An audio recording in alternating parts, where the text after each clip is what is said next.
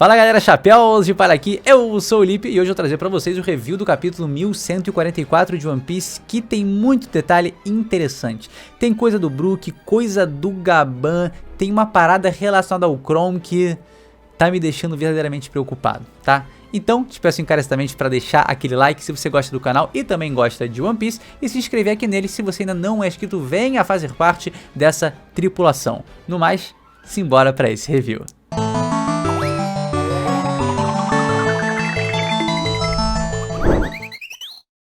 Mas antes, a gente tem um recado para vocês.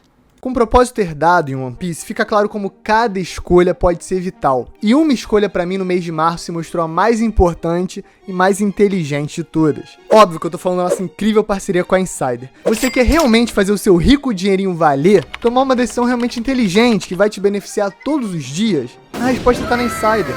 Porque no mês de março eles estão com promoção absurda. Somando o nosso cupom Chapéus de Palha, que tá aqui no link da descrição, dá pra ter até 35% off nas suas compras. E a gente não tá falando de uma roupa qualquer. As peças da Insider vêm cheias de tecnologia embarcada que te garante conforto, segurança, estilo e ainda tem uma versatilidade absurda. Seja para curtir com os amigos, ir para faculdade ou trabalho, você vai perceber rápido que as roupas da Insider estão lá para você a todo e qualquer momento. Então durante todo o mês de março a Insider tá com promoções exclusivas no site. Tem que checar para ver. Eu, por exemplo, amo essa oversized preta. E só que entre a gente, eu tô usando para tudo. Pra ir em festa, pra ir na padaria, pra voltar. Sabe qual é o melhor? É prático demais, nem perder tempo passando a roupa a gente precisa. Fora que é muito estiloso e muito confortável. Então é só clicar no link aqui na descrição ou no comentário fixado, ele automaticamente já vai engatilhar no site o cupom Chapéus de Palha. E aí vai com tudo, monta seu carrinho, faz seu combo, faz seu mix e se diverte porque a Insider é tiro certo. Coisa de gênio, né? O título do capítulo 1144 de One Piece já é interessante, porque há exatos 100 capítulos atrás tivemos o inesquecível Guerreiro da Libertação. Agora é hora do guerreiro.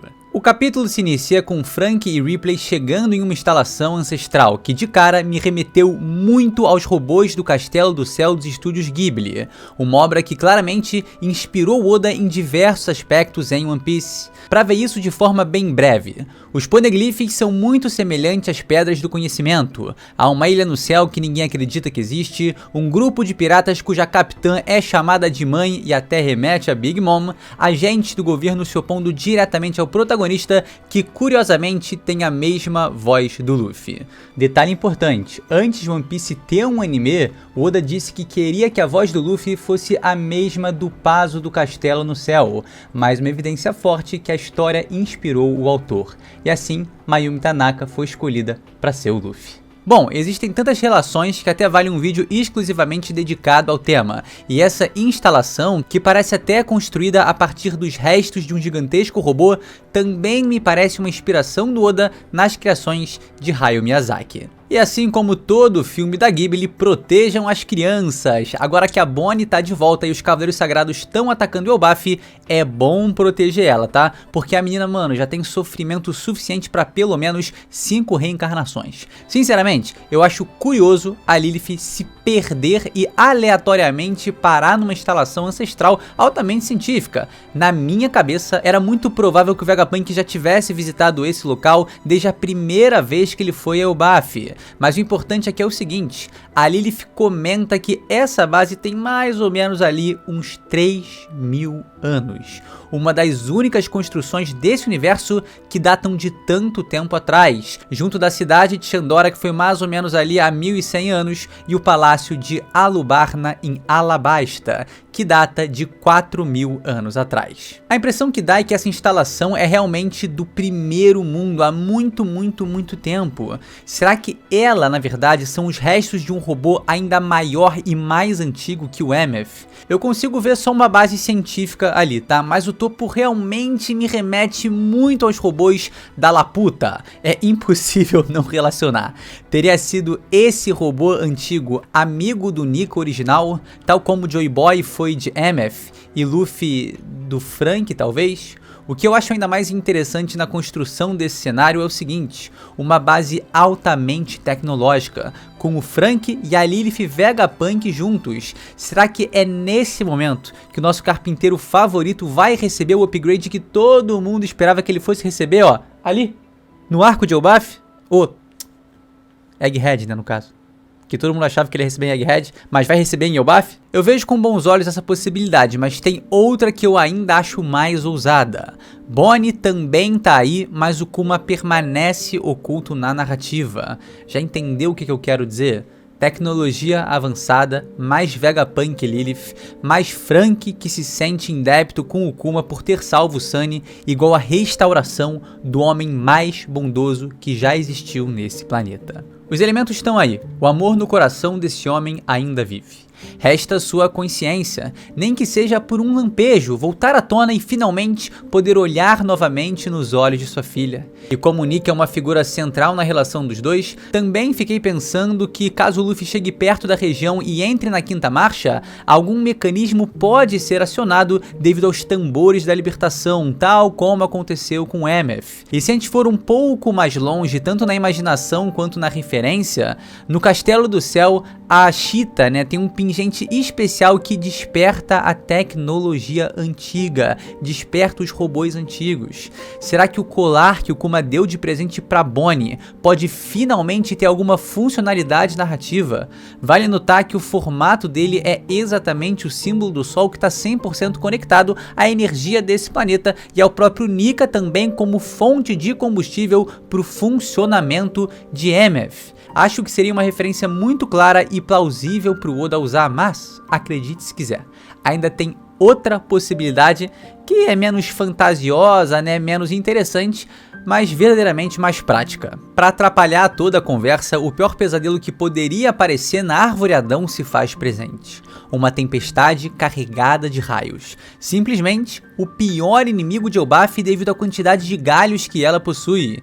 E assim, como o diálogo sobre a fraqueza do país serem raios e fogo veio da Ripley, parece que Oda quis deixar muito na cara que esse pesadelo, perto do tronco da Árvore Adão, é sim uma gigantesca ameaça. E sabe o que mais ele pode fazer? Talvez, tal como Enel nas histórias de capa fez com os autômatas e toda uma cidade ancestral na Lua, lançar um raio que faça com que a instalação científica seja novamente energizada. Seja pelos tambores da libertação, seja pelo pingente da Bonnie fazendo alusão ao Castelo do Céu, seja pelos raios da tempestade, eu acho que essa base ancestral tem tudo pra ser acionada. Inclusive, cara, assistam Castelo do Céu, tá? É o meu filme favorito do Estúdio Ghibli junto com Náusea do Vale do Vento. Cara, amo de paixão, são obras de arte e como saíram numa época que o Oda tinha em torno de 10 anos de idade, faz muito sentido que tenham inspirado ele na criação de alguns elementos ou vários elementos dentro do seu próprio universo literário. Undrolf, que é basicamente um morto-vivo das lendas escandinavas, segue seu avanço pela vila oeste de Elbaf. E o destaque vai, obviamente, pra piadinha sacana aí do Brook, que vai ter envolvimento legal aqui nesse capítulo, tá? Seria um foreshadow pro seu despertar, um espectro gigantesco colossal com enormes capacidades destrutivas. Eu acharia justo, tá? Mas eu adoro os poderes que ele consegue extrair do mundo dos mortos e também da música, que vai ser um elemento muito importante para a sequência desse vídeo. A gente também vai falar um pouquinho mais sobre o despertar ali. E o que também é importante é esse bravíssimo guerreiro do mar, que bêbado na hora de bancar o brabão, fala baixinho que eles também vão lutar, como quem, cara, quer, mas ao mesmo tempo não quer participar dessa treta, né? Então assim, é isso, tá pouco a pouco, né? Talvez essa fala mansa aí do Sop seja preparação pro grito, pro brado que ele vai dar quando se tornar de fato e se reconhecer como um bravo guerreiro do mar. Mas, é o próximo que se oferece para combate que me deixou meio, cara, isso é um mau sinal, me parece um mau sinal, tá? O Kron diz que é um guerreiro e que vai lutar, mas logo é rechaçado por um gigante. E tenha isso aqui em mente, tá? Porque lá no final do capítulo vai ser importante literalmente para a conclusão desse vídeo. E vai ser importante de um jeito que eu não gostaria que fosse. Aí que eu tenho que ser sincero pra todo mundo, tá? Eu não consigo tirar da cabeça que o Jaru é um baita de um traidor e que tá mancomunado com toda essa maldade que tá acontecendo em Elbaf. E por que eu digo isso, tá? Por que eu digo algo assim? Além de todos os pontos que a gente já tá mencionando aí nos últimos tempos, seja em teoria, em vídeo, o grande sábio Jaru comenta que apenas 2 humanos invadiram Elbaf. E de prontidão o Brook questiona: Só 2? Não é melhor considerar a possibilidade de haver mais deles, pela segurança do próprio país, pelo bem das crianças? Os outros gigantes simplesmente concordam e seguem. Mas por que existiria essa interação? Por que Oda faz questão de colocar o Brook questionando essa fala do Jaru? Porque esse velho aí, cara, ele não tá querendo que as defesas consigam realmente se defender. E sabe qual é a outra evidência cabal pra isso? A sequência na mesma página. Todos os chapéus de palha estão com muita disposição para ajudar Elbaf, e quando Jinbe brada que eles vão partir pro confronto, Jaru nega veementemente. Óbvio que não, vocês são convidados, vão para um lugar seguro e fiquem escondidos. Então quer dizer que o Jaru prefere que seus convidados fiquem confortáveis do que as crianças do seu país fiquem a salvo, do que as crianças do seu país tenham a chance de serem resgatadas e protegidas. Não é um pouco distorcido isso? Um líder sensato não pouparia esforços pelas crianças de sua nação, ainda mais sabendo que o bando que oferece ajuda é de um imperador. Cara, não me convence, nunca me convenceu e nunca vai me convencer. Jaru é um traidor em Elbaf. E para contrastar com o desprezível que esse homem é, ou pelo menos com o que cada vez mais eu acredito que ele seja, eu espero que eu não esteja enganado aqui, vou ter que pedir perdão pro cara, a Nami é sempre uma deusa, cara, quando se trata de crianças. Ela tá absolutamente revoltada com o sequestro delas, afinal, ela própria foi uma criança sequestrada. Ela sofreu na pele e se mantém com a cicatriz em seu braço e nas lembranças dos terríveis tratamentos que ela viveu. Ela sempre é um anjo com crianças. Foi super carinhosa com a Otama e a Otoko no ano. Foi a verdadeira responsável pela salvação das crianças em Punk Hazard. Eu gosto muito da Nami e sempre que Oda traz à tona esse lado dela, essa personalidade mais cuidadosa, mais carinhosa, cara, eu só consigo gostar ainda mais. Os Mugiwaras não estão nem aí pro que o Jaru tá falando, tá? E querem partir pro confronto. Legal como saindo da geração mais velha, né, do país, que queria impedi-los de ir, vamos para a geração mais nova com o Kron, que tá chegando com a solução para eles seguirem em frente e também não quer ficar de meia boca ali não, quer partir pra cima. Cara, foi fofo demais, tá? E eu achei muito legal o Oda ter colocado o garoto realizando um sonho ao lado do Chapéu de Palha, como o capitão dos piratas Kron. Isso é muito legal porque desde sua introdução fica claro que ele é uma representação do Luffy em Elbaf e também na nova geração que se cria. Ele foi introduzido exatamente como Luffy foi introduzido e ainda tem alguns segredos que se relacionam ao protagonista, como por exemplo aqui, né, bem rapidinho, o Luffy ser frequentemente relacionado ao número 56, né, 56, enquanto Goroase do nome do Kron é 5-Ko e 6-Ro-Ron, formando também o mesmo 56. E assim, o Kron certamente vai ser uma figura muito importante, mas a verdade é que pra agora, a importância dele ir junto com o Chapéu de Palha, cara, é negativa. Tá? É meio complicado, então segura aí que, como eu disse antes, tá? No final do capítulo a gente vai entender por que vai ser importante, de um jeito que eu não queria que fosse. Vamos aos Cavaleiros Sagrados, enquanto a narração da página ecoa a comunicação dos gigantes de Elbaf, alertando que toda a nação do Reino Solar deve ficar alerta por causa dos invasores. Mas o destaque aqui, cara, é outro.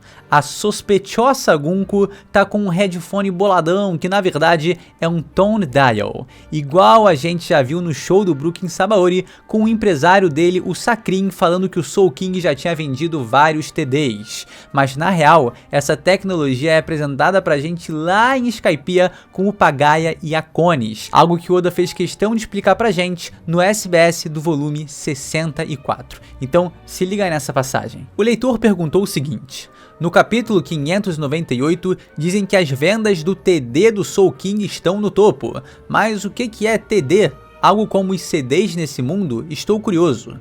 E a resposta do Oda é a seguinte: sim, de fato, por favor, pense dessa maneira. O mundo mudou muito em 2 anos e, obviamente, a tecnologia melhorou.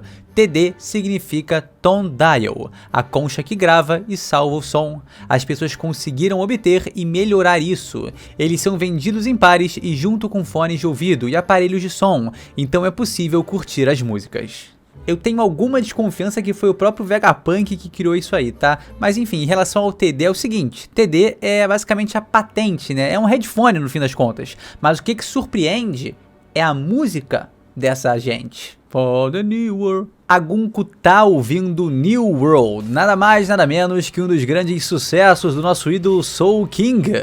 E isso implica em diversos fatores. Será que ela é uma verdadeira fangirl do Brook? Será que quando ela vê um músico vai ficar completamente em choque? Não por ele ser uma caveira, né, mas sim por ser seu ídolo musical. Eu vou falar uma coisa pra vocês, tá? Sempre me incomodou o fato do Brook nunca ter sido tietado por alguém aleatório falando do Soul King, tá? Inclusive o cara é uma caveira, cara. O cara é uma caveira. Tem que explorar mais o fato do cara ser caveira. A galera olha e fala, ih, o cara é um caveirão doidão, beleza. Meu irmão, o cara é um caveirão doidão. E todo mundo conhecia o Soul King ao redor do mundo aí, era muito popular. Então, pô, o cara era uma caveira cantante extremamente popular e agora aparece nas vilas aí no lugar ninguém reconhece, ninguém fala nada. Mas parece que a Gunko tá aí pra acabar com essa falta que eu sentia, né? Eu sempre quis ver o Brook como um ídolo pra alguém, né? Cara, ele com um fã ali apaixonado, falando que o Soul King, que as músicas dele completaram o que faltava em seu coração, não sei o que lá.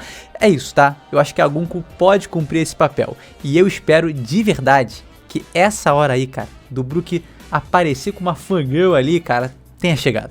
Agora, a música dela favorita ser a New World é no mínimo do mínimo curioso. Essa canção conta a história de um herói que chega no mundo pra mudar ele pra sempre. É uma música com muitas camadas e que, assim como Binkes no Sake, parece contar parte da história do mundo que ainda vai ser criado. É uma música de mudança de era, literalmente a jornada de um garoto trazendo um novo mundo. É a jornada do Luffy e ela parece apaixonada por essa canção. Ela parece querer mudar esse mundo também e não deixar ele como tá nesse momento. Não tá com uma carinha de Gunko traidora, Gunko revolucionária? Detalhe, além de tudo, a personagem ainda tá por aí no que parece ser ali um maiô, né? Pode ser uma roupa de peça única, mas muitos alegam ser uma calcinha. Será que ela se veste assim, já no intuito de surpreender Soul King? De encantar seu grande ídolo Brook, que sempre que vê uma bela moça, pede gentilmente que ela mostre a sua roupa de baixo? Meus queridos, aí, cara, aí eu a garanto. O Brook vai... Viu ali a Gunko, quero ver sua calcinha... Vai despertar, pô. O Brook vai despertar. Ah, mas ele é só... Eu sei. Mas nesse momento, vendo o que sempre quis ver de uma bela dama, meu irmão, o despertar do Brook vai vir, tá? Uma coisa é certa. A interação da Gunko com o Brook vai ser, mano, absolutamente music, absolutamente mangá, tá? E eu também acho que seria muito maneiro ver o despertar da fruta de outro Mugiwara aí nos próximos arcos de One Piece, né? A gente tá na reta final, é agora ou não é, simples assim. Tendo essas criaturas gigantes aí, esses pesadelos, cara, o Brook poderia ir além do uso comum da fruta dele, se não despertar... Cara, chegar próximo disso ou pelo menos mostrar novas habilidades para criar o fantasmão dele ali de outra forma para lutar contra os outros, acho que seria uma coisa bem legal de ser introduzida agora nesse arco de Elbaf. Falei no início do capítulo, no início do review, né, sobre o Franky receber um upgrade. Porque o Brook também não pode passar por algo nesse sentido? Enfim, os poderes de Killingham são realmente impressionantes, né? Suas invocações conseguem atirar raios, cuspir fogo, é uma insanidade. Enquanto isso, o Sommers, cara, é muito babaca, né? Adorando ver o sofrimento das crianças e de quem as ama. Um baita de um otário mesmo e que vai ser completamente amassado pelo Sanjaço. Podem deixar anotado aí, registrado, e no futuro nos cobrem. Isso vai acontecer. Seguimos do Sommers para os seus poderes, saímos de um grandíssimo otário e vamos pro gente finíssima do Sol tentando proteger as crianças a custo de sua própria condição física. Sabe o que é bonito aqui? O Sol junto do Aokiji foram os responsáveis por permitir que a Robin escapasse do incêndio que consumiu Ohara. Agora o gigante, mais uma vez, tenta proteger crianças de um incêndio, de um atentado terrível perpetrado pelo governo mundial. Não à toa, a Robin é mostrada com ênfase nesse painel preocupada, e na sequência se mostrando desesperada para achar a origem dessa tragédia e assim impedir que ela aconteça.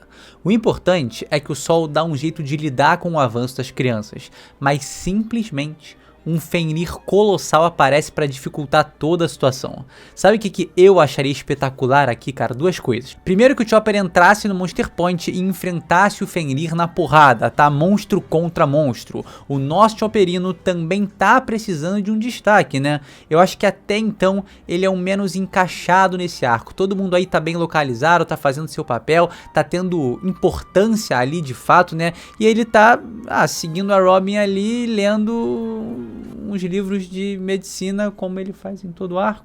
Então Chopperino pra porrada contra esse Fenrir aí, lobo contra rena, rena contra lobo, vem. E outro momento que eu vejo, tá, se construindo daqui é o seguinte: o Sol e o Chopper vão estar lidando ali com o Fenrir, cara, a porradaria acontecendo enquanto as crianças estão se aproximando do fogo. Como uma luz em meio ao desespero que tá sentindo, a Robin vai fazer, cara, 1000 fruros, 100 fruros, e com vários braços vai agarrar todas as crianças, impedindo que elas avancem. Vale lembrar que cada criação de membro da Robin atinge diretamente o corpo principal, então ela estaria sentindo a dor no braço, cara, 5, 10, 15 vezes pior, dependendo da quantidade de crianças que estivessem ali, mas em nenhum momento, independente do tempo que o Sol e o Chopper levassem, né, precisassem para encontrar uma solução, a Robin jamais iria soltar elas. Com todas as suas forças, ela abraçaria essas crianças que precisam de uma salvação, por mais que isso quase custe a sua própria vida. Eu consigo ver perfeitamente. Os poderes dela se encaixam bem demais com a necessidade desse cenário. Eu acho que algo assim ia ressaltar o quão espetacular a Robin é, o quão determinada ela é para proteger os outros. E assim como só salvou ela de um incêndio, ela jamais deixaria que outras crianças passassem pelo mesmo.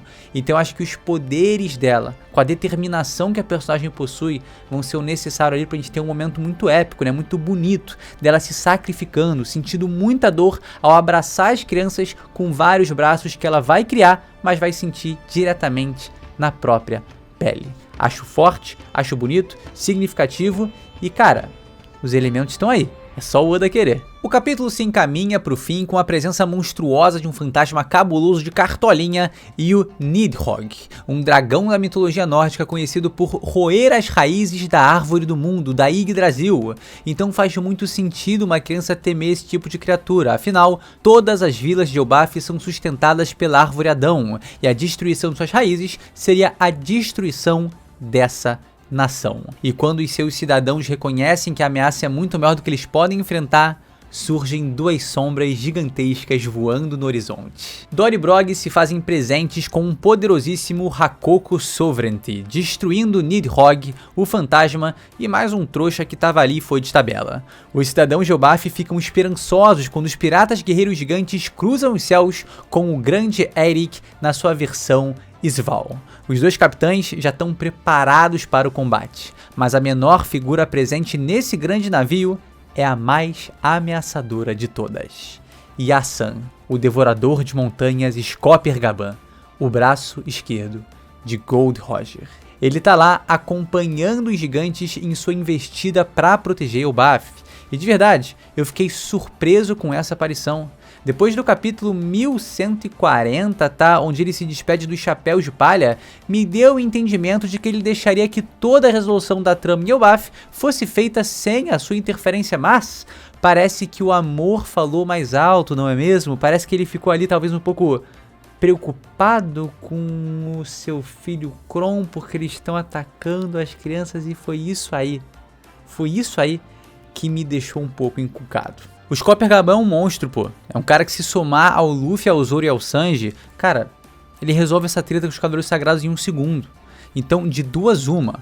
Ou os Cavaleiros Sagrados vão invocar mais companheiros, né, vão receber reforços, o que eu acho totalmente plausível, visto que em diversos arcos o Oda introduz um pequeno grupo de vilões para depois mostrar que na verdade há mais deles. Baroque Works foi assim, CP9 foi assim, Família Don Quixote foi assim, é extremamente comum, e eu acho que a ameaça contra os Cavaleiros Sagrados vai demandar a participação de outros, até mesmo, quem sabe, a volta do Shamrock. E a outra possibilidade, eu adoro essa, tá? Pra mim tem que ter mais Cavaleiros Sagrados chegando mesmo. Deve ter uma porrada lá em Marejoa, vão ter que mandar alguns pra cá porque vai dar caô, vai dar treta. Me parece, tá? posso estar subestimando Sommers, Gunko e o Killingham?